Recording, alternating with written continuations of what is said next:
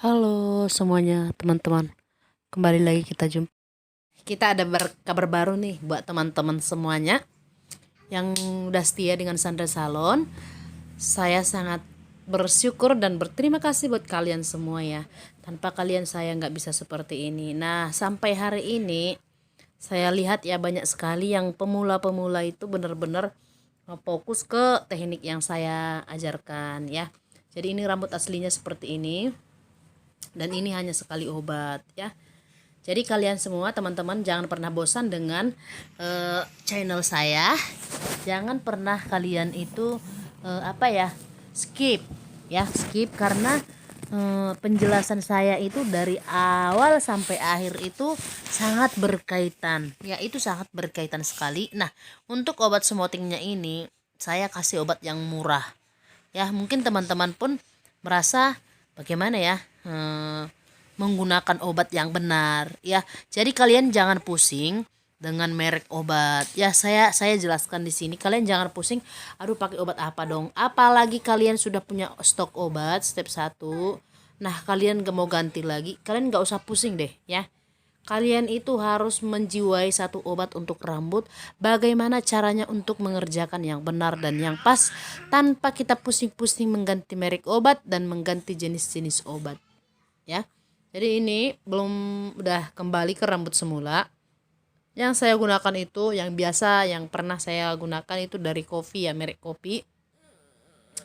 Jadi obatnya ini mungkin nggak ada di semua daerah ya, ini nggak ada di semua daerah.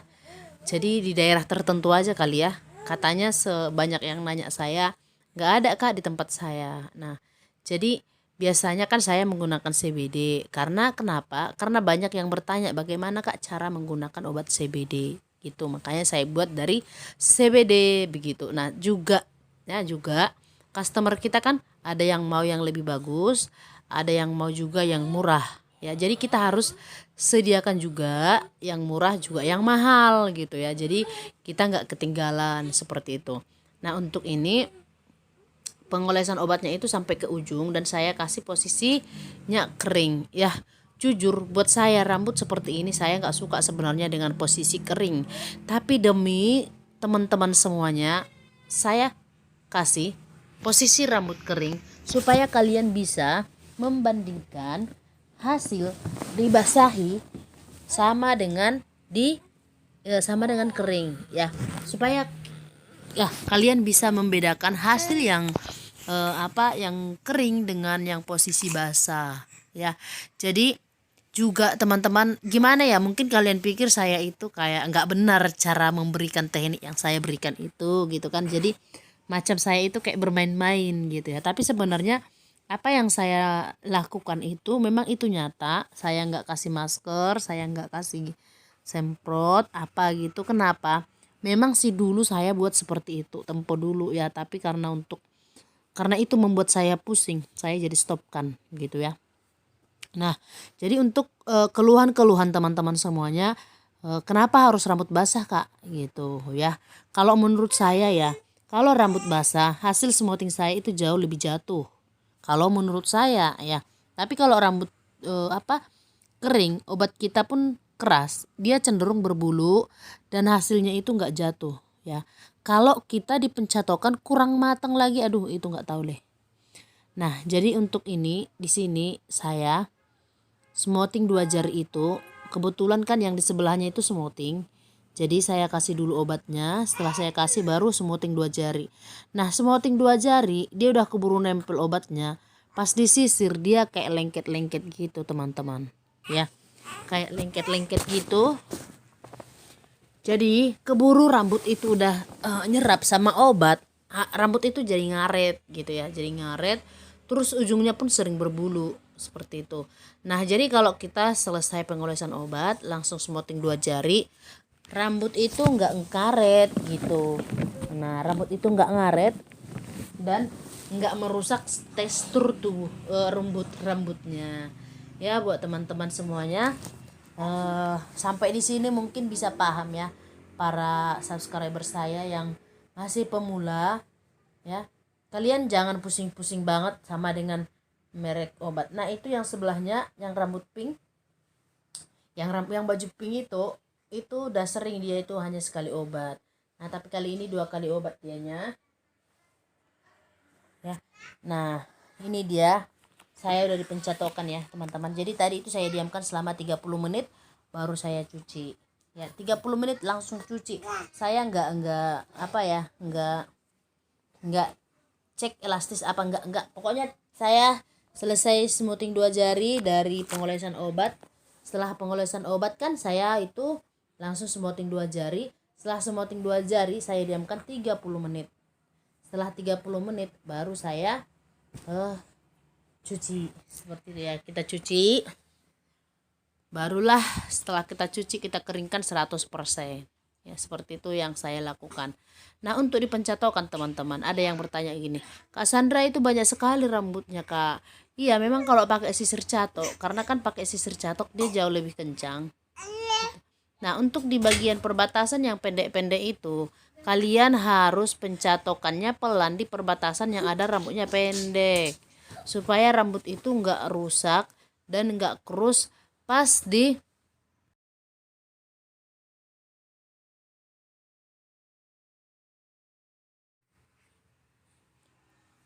di ujung rambut yang rambutnya itu masih pendek-pendek bagian atasnya. Seperti itu ya. Usahakan kalian matang bagian pangkalnya dulu, matangkan dia ya. Buat pertanyaan yang bilang seperti ini, Kak, cara lihat matang itu seperti apa? Catok kita itu enggak kesat, catok kita itu langsung cepat aja jalannya, licin seperti itu ya. Jadi apalagi kalau pengambilan bagian depan itu enggak boleh terlalu lama ya, terlalu lama karena dia keseringan mengembang. Kalau kita kebanyakan catok dia malah pecah rambutnya ya, karena helainya yang bagian depan itu apa ya, sensitif ya. Jadi kita tarik kencang, lalu kita tahan sebentar, lalu kita lepas ya. Kalau tiba-tiba dilepas dia malah krus ya. Seperti itu teman-teman untuk rambut bagian yang depan sama yang poni ya. Semakin kita tarik, semakin rambutnya ke atas, kita tarik semakin kencang bagian pangkalnya ya. Usahakan matang sampai bagian ujungnya supaya rambut itu nggak jingkrak-jingkrak ya. Nah pas nanti udah selesai kita pencatokannya itu semuanya, baru kita finishing pakai sisir ya, pakai sisir. Kalau pakai sisir itu jauh lebih rapi untuk bagian terakhir kalau saya ya. Jadi yang sudah mengikuti teknik-teknik Kak Sandra, terima kasih buat semuanya. Semoga kalian terus sukses, semangat. Apa yang kalian kerjakan kalian harus doakan ya. Supaya apa? Supaya kita nggak pusing dan nggak blank saat kita bekerja. Dan ini kalau kalian contohnya nggak percaya, gimana ya Kak Sandra kalau 3 hari itu rambutnya nggak jadi ya. Seperti itu. Nah itu dari kalau dia contohnya 2 kali obat, dari sekali obat kita udah ketahuan kalau rambutnya itu memang rambutnya itu memang nggak jadi kalau dia 2 kali obat. Dari step 2 udah kelihatan. Tapi jadi kita usahakan pencatokan step 1 kita matangkan semaksimal mungkin supaya pas nanti dia itu udah mau berapa hari pun rambutnya nggak bakalan gagal. Kenapa saya bilang seperti itu? Saya ketemu sama customer yang sudah hampir 3 tahun menjadi langganan saya. Nah setelah itu rambutnya dulu krus, setelah udah krus dia rajin perawatan, dia sekarang rambutnya udah awet. Nah dia bilang seperti ini ke saya, Kak Sandra dulu aku bilang kakak itu kasih salah obat ya, salah obat.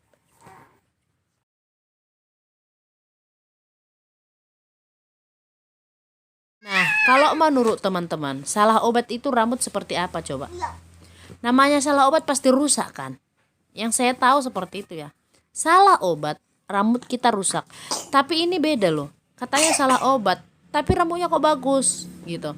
Nah, sekali temennya ini bilang sama yang dia dia belum pernah ke salon, terus dia bilang gini, kayaknya kakak itu salah obat deh.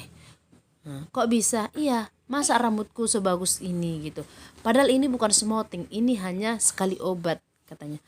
Terus aku ketawa dengarnya gitu. Terus aku ketawa, aku dengerin kayaknya kalau salah obat itu rusak loh, bukan bagus. Iya loh Kak, Sejak dari situlah aku baru datang ke salon ini katanya. Nah, jadi buat kita semua, maksud saya seperti ini. Kita itu harus memberikan yang terbaik. Ya, memang sih namanya kita masih pemula. Namanya kita pemula memang hasilnya nggak semaksimal mereka yang udah pernah yang senior itu gitu loh. Tapi setidaknya kita harus terus berlatih diri gitu. Kenapa saya bilang seperti itu?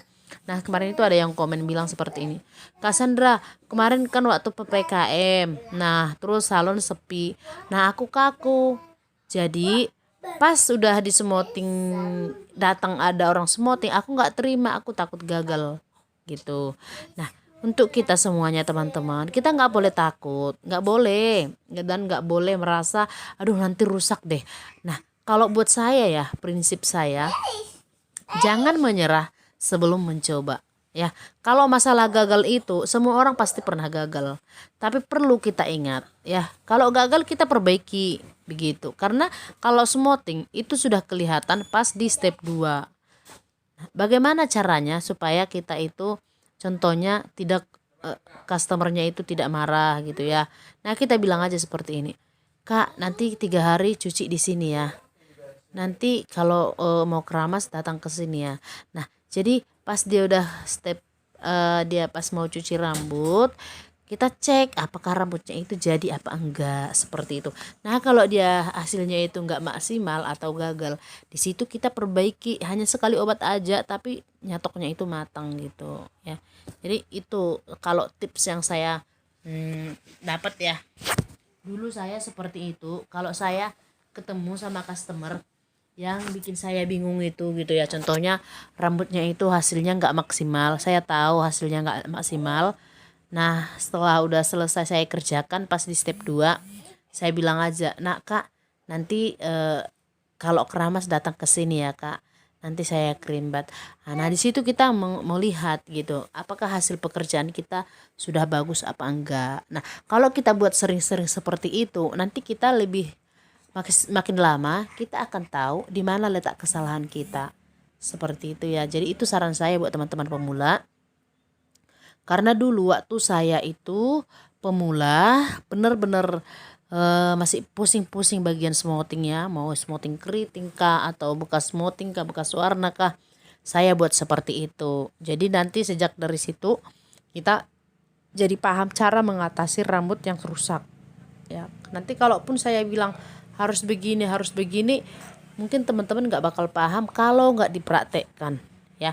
Jadi saran saya buat teman-teman semuanya, untuk hasil smoting yang benar itu dia pas di step 1 itu udah kelihatan ya. Nah, ini dia kan udah selesai saya catok, saya finishing pakai sisir tulang ya.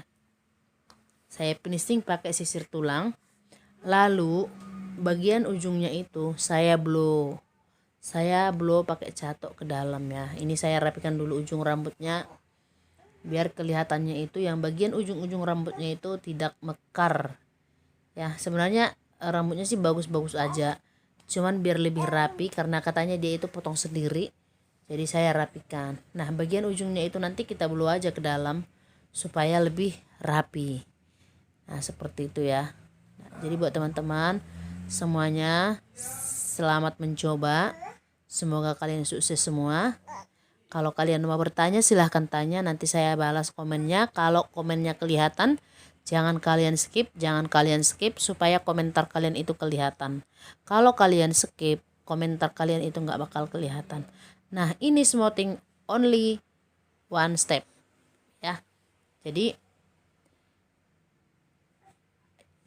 jadi ini cuma sekali obat aja hasilnya bisa bagus, bukan karena merek obat dan bukan karena merek catok, tapi kembali ke teknik kita masing-masing ya. Ingat ya, kembali ke teknik kita masing-masing.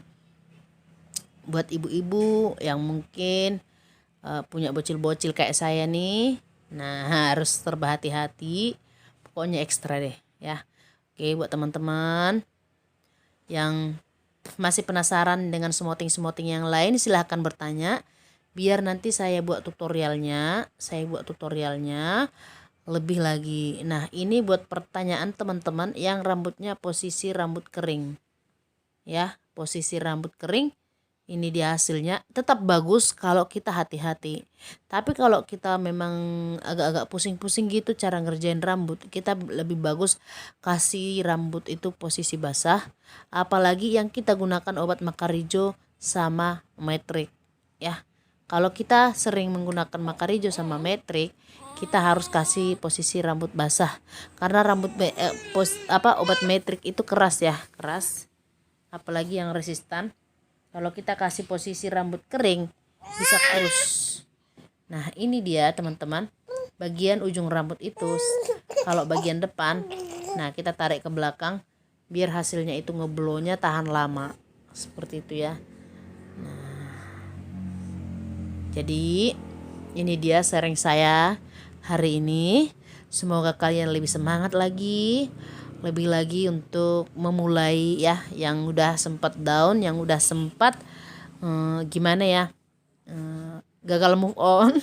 Semoga kalian semangat lagi, karena saya dengar-dengar katanya setelah nonton video saya kembali lagi semangatnya bangkit. Nah seperti itu, jadi kita memang harus semangat ya. Oke teman-teman, salam sukses, salam sehat, jaya selalu dimanapun kita berada. Oke, bye-bye, tonton terus videonya sampai habis. Saya percaya kalau kalian semangat, hasil karya kalian juga bagus ya. Oke, sampai jumpa kembali di channel berikutnya. Semoga sehat-sehat. Bye-bye.